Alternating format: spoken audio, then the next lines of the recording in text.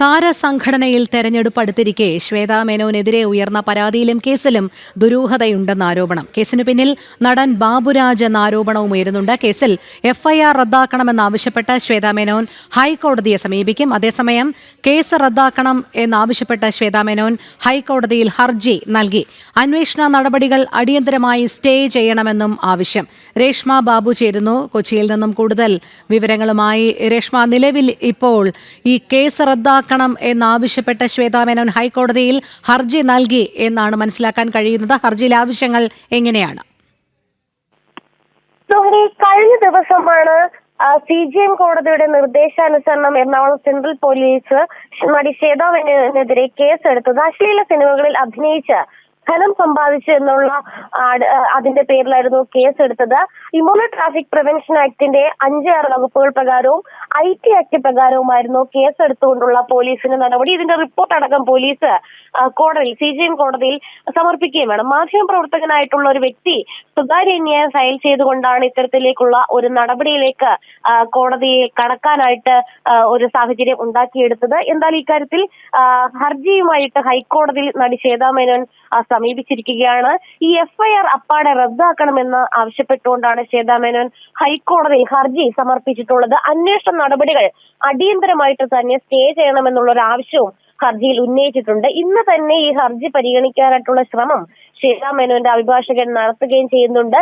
ഇന്ന് തന്നെ ഒരു പക്ഷേ സിംഗിൾ ബെഞ്ച് പരിഗണിച്ചേക്കാം. കാരണം ഈ ഒരു ഹർജിയുടെ ആവശ്യകത, അടിയന്തര ആവശ്യകത അനുസരിച്ച് ഇത് ഇന്ന് തന്നെ പരിഗണിക്കണമെന്നുള്ളൊരു ആവശ്യമായിരിക്കും ഇന്ന് ഹൈക്കോടതിയിൽ അഭിഭാഷകർ ഉന്നയിക്കുക. എന്തായാലും പരിഗണിച്ചു കഴിഞ്ഞാൽ സ്വാഭാവികമായിട്ടും പ്രാഥമിക നടപടി എന്നുള്ള രീതിയിൽ സംസ്ഥാന സർക്കാർ, അതായത് പോലീസിന് നോട്ടീസ് അയച്ചുകൊണ്ട് അവരോട് വിശദീകരണം ഹൈക്കോടതി തേടും. പ്രധാനമായിട്ടും ഇത്തരത്തിലുള്ള ഒരു കേസ് എടുത്തത് തന്റെ സ്വാതന്ത്ര്യത്തിന് മേലുള്ള, അഭിനയിക്കാനായിട്ടുള്ള തന്റെ വ്യക്തി സ്വാതന്ത്ര്യത്തിന് മേലുള്ള കടന്നുകയറ്റമാണെന്നുള്ളൊരു വാദമാണ് ശ്വേതാ മേനോൻ ഹർജിയിൽ ഉന്നയിച്ചിരിക്കുന്നത്.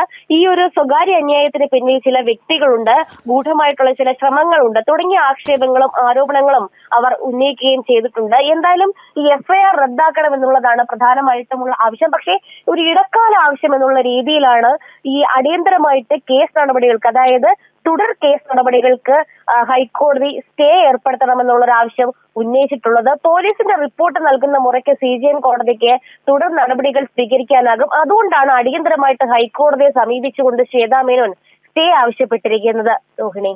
ശരി രേഷ്മ, അതോടൊപ്പം തന്നെ ഈ പോലീസ് നൽകുന്ന ഒരു വിശദീകരണം എങ്ങനെയാണ്? ഈ കാര്യത്തിൽ തുടർന്നുള്ള അന്വേഷണം ഉണ്ടാകും എന്ന് തന്നെയാണോ പോലീസ് പറയുന്നത്?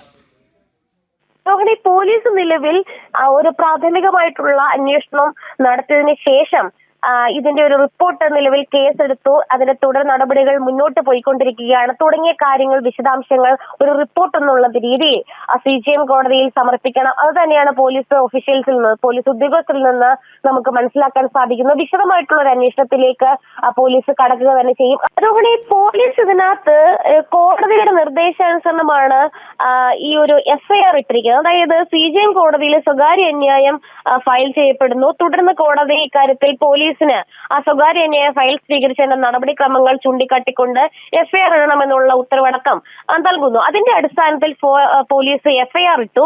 ഈ എഫ്ഐആർ ഇട്ടതിന്റെ മറ്റ് വിശദാംശങ്ങളടക്കം പോലീസ് കോടതിയിൽ വ്യക്തമാക്കും. ഈ ഒരു നടപടിക്രമങ്ങൾ തടയുവാൻ വേണ്ടിയിട്ടാണ് ശ്വേതാ മേനോൻ നിലവിൽ ഹൈക്കോടതിയെ സമീപിച്ചിട്ടുള്ളത്. ഇതിൽ പ്രധാനമായിട്ട് ഉയരുന്ന ഒരു ആക്ഷേപം എന്ന് പറയുന്നത്, ഒരു വ്യക്തി സിനിമയിൽ അഭിനയിച്ചു, ആ സിനിമ അതിൽ എന്തെങ്കിലും പ്രശ്നങ്ങൾ ഉണ്ട് എങ്കിൽ സെൻസർ ബോർഡ് സെൻസർ ചെയ്തിട്ടാണ് അതിനകത്ത് സർട്ടിഫിക്കറ്റ് കൊടുക്കുന്നത്. പക്ഷെ അത് സർട്ടിഫിക്കറ്റ് നൽകി ഇത്ര നാൾ കഴിഞ്ഞ്, റിലീസ് കഴിഞ്ഞ് ഇത്ര വർഷം കഴിഞ്ഞതിന് ശേഷം ഒരു സ്വകാര്യ അന്യായം ഫയൽ ചെയ്യപ്പെടുന്നു, അതിന്മേൽ തുടർ നടപടികൾ ഉണ്ടാകുന്നു. അത് എത്രത്തോളം അഭിനേതാവ് എന്നുള്ള രീതിയിൽ വലിയൊരു വെല്ലുവിളി ഉയർത്തുന്ന ഒരു കാര്യം കൂടിയുണ്ട്. ഒപ്പം തന്നെ ഭരണഘടനാപരമായിട്ടുള്ള ചില അവകാശങ്ങൾ കൂടി ഇക്കാര്യത്തിൽ ലംഘിക്കപ്പെടുന്നുണ്ട് എന്നുകൂടി നമുക്ക് വ്യാഖ്യാനിക്കാൻ സാധിക്കും. അങ്ങനെ വരുമ്പോൾ സ്വാഭാവികമായിട്ട് ഇത് ഹൈക്കോടതിയിൽ ഹർജി എത്തിയ ഒരു സാഹചര്യത്തിൽ വിശദമായിട്ട് തന്നെ ഹൈക്കോടതി ഈ വിഷയം പരിഗണിക്കും. കാരണം അവരൊരു നടിയാണ്, അവരുടെ അഭിനയിക്കാനായിട്ടുള്ള, അതായത് അഭിനയിച്ച് ജീവിക്കാനായിട്ടുള്ള, അത് അവരുടെ തൊഴിലാണ്. ആ ഒരു സ്വാതന്ത്ര്യത്തിന്മേലുള്ള ഒരു കടന്നുകയറ്റമായിട്ടാണ് അവർ ഈ ഹർജിയിൽ വാദമുന്നയിച്ചിരിക്കുന്നത്. അത് എത്രത്തോളം ശരിയാണെന്നുള്ളതായിരിക്കും വസ്തുതാപരമായിട്ട് ഹൈക്കോടതി നിരീക്ഷിക്കുക, ഒപ്പം തന്നെ വാദങ്ങൾ പരിഗണിക്കുക. എന്തായാലും നിലവിൽ ഹൈക്കോടതിയിൽ ഹർജി എത്തിയിട്ടുണ്ട്. ഇന്ന് തന്നെ പരിഗണിക്കാനായിട്ടുള്ള ഒരു ശ്രമങ്ങളിലേക്ക് ശ്വേതയുടെ അഭിഭാഷകൻ കടന്നിരിക്കുകയുമാണ്. എന്തായാലും ഇന്ന് തന്നെ ഹൈക്കോടതി പരിഗണിക്കുമെന്നാണ് നമ്മൾ വിചാരിക്കുന്നത്. ശരി രേഷ്മ, ബീന റാണി കൂടി ചേരുന്നുണ്ട്. ബീന, ഈ കേസിൽ വലിയ രീതിയിലുള്ള ദുരൂഹതയുണ്ട് എന്നുള്ള ആരോപണങ്ങൾ കൂടി വരുന്നുണ്ട് എന്ന് മാത്രമല്ല, ഇതിന് പിന്നിൽ നടൻ ബാബുരാജാണ് എന്നുള്ളൊരു ആരോപണവുമുണ്ട്. പ്രത്യേകിച്ച് ഈ തെരഞ്ഞെടുപ്പിൽ പങ്കെടുക്കുന്നതിൽ അല്ലെങ്കിൽ ഇതിൽ ഏതെങ്കിലും രീതിയിൽ സ്ത്രീകളെ മാറ്റി നിർത്തുക, ഒരു പുരുഷ കേന്ദ്രീകൃത സ്വഭാവമാണ് താരസംഘടനയായ അമ്മയിലുള്ളത് എന്നുള്ള നേരത്തെ വിമർശനങ്ങൾ കൂടി ഉണ്ടായിരുന്ന പശ്ചാത്തലത്തിൽ ഇത്തരത്തിൽ ഇപ്പോൾ ഉയർന്നു വന്ന ശ്വേതാ മേനോനെതിരെയുള്ള ഈ പരാതിയെ കൂടി നമുക്ക് എങ്ങനെ ചേർത്ത് വായിക്കാം? രോഹിണി, തീർച്ചയായും ഈ ആരോപണത്തിന് പിന്നിൽ നിഗൂഢ ലക്ഷ്യങ്ങളുണ്ടെന്ന് കരുതാൻ പല കാരണങ്ങളുണ്ട്.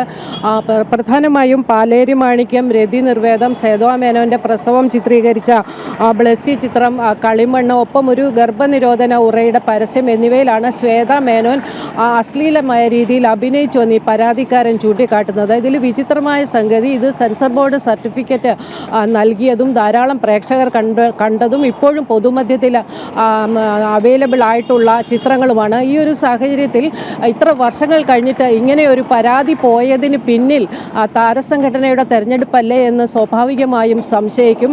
പ്രത്യേകിച്ചും വനിതകൾ മുന്നോട്ട് വരണമെന്ന ഒരു തീരുമാനത്തിന് പ്രകാരമാണ് പലരും, ജഗദീഷ് അടക്കമുള്ളവർ പിന്മാറിയിട്ടാണ് ശ്വേതാ മേനോൻ മത്സരിക്കുന്നത്. ശ്വേതാ മേനോനെ കുറിച്ച് നമുക്കറിയാം, വളരെ ബോൾഡായിട്ടുള്ള കഥാപാത്രങ്ങൾ അവതരിപ്പിക്കാൻ എപ്പോഴും താല്പര്യം പ്രകടിപ്പിച്ചിട്ടുള്ള ഒരു അഭിനേതാവാണ്. അത്തരത്തിൽ പല ചിത്രങ്ങളിലും അവർ സധൈര്യം അഭിനയിച്ചിട്ടുമുണ്ട്. അവരുടെ പ്രസവം ചിത്രീകരിക്കുന്ന ചിത്രം ഉൾപ്പെടെ. അത്തരത്തിലൊരു നടിയോട് ഇത്തരത്തിൽ വർഷങ്ങൾക്ക് ശേഷം ഇങ്ങനെയൊരു പരാതിയുമായി, നടിക്കെതിരെ ഇങ്ങനെയൊരു പരാതിയുമായി രംഗത്ത് വരുമ്പോൾ സ്വാഭാവികമായും അതിന് പിന്നിൽ നിഗൂഢ ലക്ഷ്യങ്ങൾ ഉണ്ടെന്ന് വേണം കരുതാൻ. ഇതിൽ പ്രധാനമായും ഇപ്പോൾ ആരോപണം ഉയരുന്നത് നടൻ ബാബുരാജിനെതിരെ തന്നെയാണ്. കാരണം അദ്ദേഹം തെരഞ്ഞെടുപ്പിൽ മത്സരിക്കാൻ അവസാന നിമിഷം വരെ അദ്ദേഹം തെരഞ്ഞെടുപ്പിൽ മത്സരിക്കുന്നതിനായി രംഗത്തുണ്ടായിരുന്നു. എന്നാൽ പിന്നീട് അതുമായി ബന്ധപ്പെട്ട് വിവിധ വനിതാ അംഗങ്ങളിൽ നിന്ന് തന്നെ വലിയ എതിർപ്പുണ്ടാവുകയും പിന്നീട് അദ്ദേഹം പിന്മാറുകയും ചെയ്യുന്ന ഒരു സാഹചര്യമായിരുന്നു. മുതിർന്ന താരങ്ങൾ അടക്കമുള്ളവർ ഇടപെട്ടിട്ടാണ് അദ്ദേഹം തെരഞ്ഞെടുപ്പിൽ നിന്ന് പിന്മാറിയത് എന്ന് വാർത്തകളുണ്ടായിരുന്നു. അതിൻ്റെ ഒരു അമർഷം ഒരുപക്ഷെ പ്രകടിപ്പിച്ചതാകാം എന്ന സംശയവും ചില ഭാഗങ്ങളിൽ നിന്ന് ഉയരുന്നുണ്ട്. ഇന്ന് അമ്മ പ്രസിഡന്റ് ജനറൽ സെക്രട്ടറി സ്ഥാനത്തേക്ക് മത്സരിക്കുന്ന രവീന്ദ്രൻ തന്നെ ഇത്തരത്തിൽ വനിതകൾക്കെതിരെ ഇങ്ങനെ ആരോപണം ഉയരുന്നത്, അവർക്ക് ഏത് രീതിയിൽ അഭിനയിക്കാനുള്ള അവകാശമുണ്ട്, ഒരു അഭിനേതാവിനെ എങ്ങനെ അഭിനയിക്കണമെന്ന് ആരും പറഞ്ഞു കൊടുക്കേണ്ട.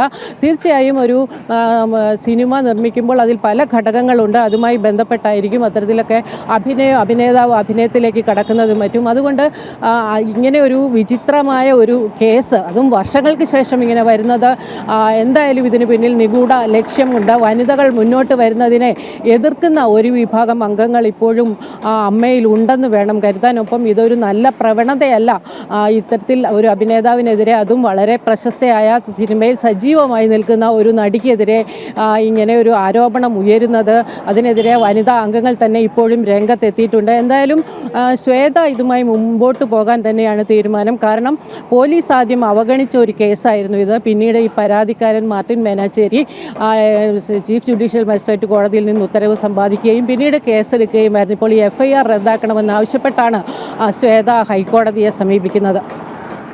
ശരി, ബീന റാണിയും രേഷ്മ ബാബുവുമാണ് കൊച്ചിയിൽ നിന്നും വിവരങ്ങൾ നൽകിയത്.